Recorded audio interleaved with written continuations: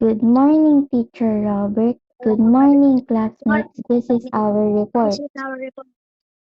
Weather disturbances. According to the World Meteorological Organization, a weather disturbance is a change in any atmospheric condition or weather pattern. It may bring about heavy rain, floods, and strong winds, creating severe weather conditions and sometimes cause casualties. Pag-asa.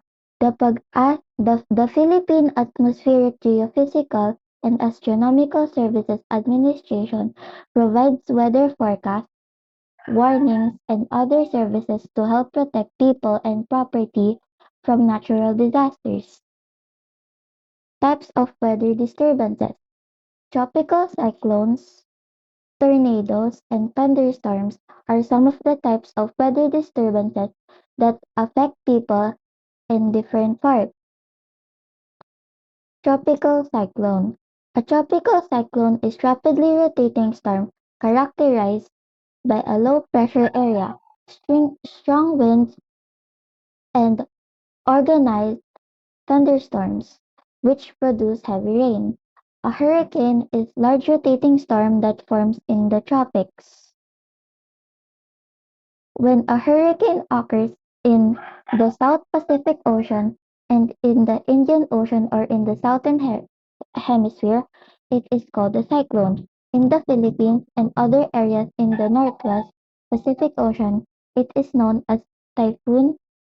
The development of tropical cyclones in the Philippines peaks in July.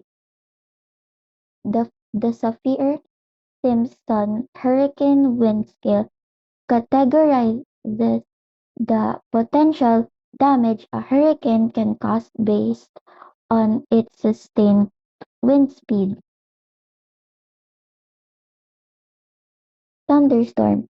A thunderstorm is a dangerous weather disturbance characterized by heavy rains, thunder, and lightning that lasts for a short period. Thunder is the sharp, rumbling sound, while lightning is a bright flash of electricity. A warm, humid condition is favorable for the development of a thunderstorm. Tornado. A tornado is another violent storm with powerful thunderstorms that can strike quickly and without warning. It is a funnel-shaped rotating air that forms from a thunderstorm. Its whirling winds may reach up to 480 kilometers. I will be now passing the report to Zach. Classification of tropical cyclone. A tropical cyclone goes through different stages before it fully develops.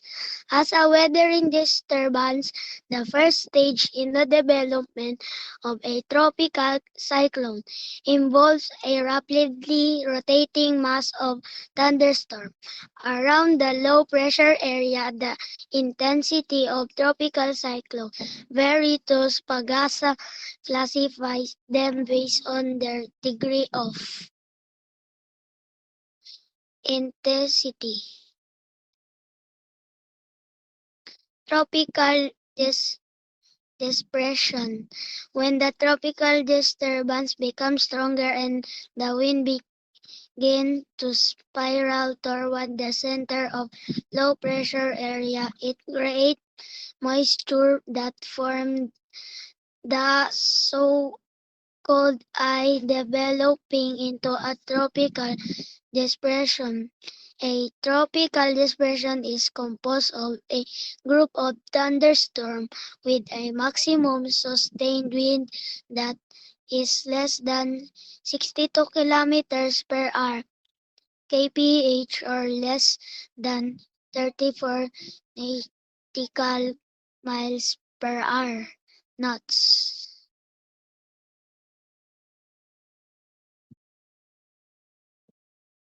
Tropical storm.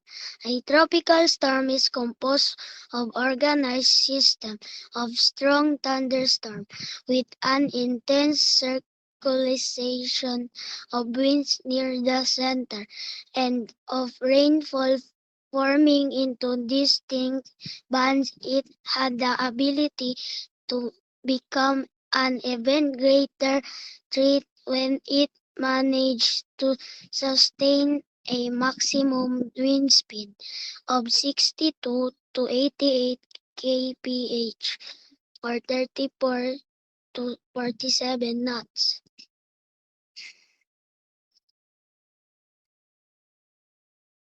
Subtropical storm.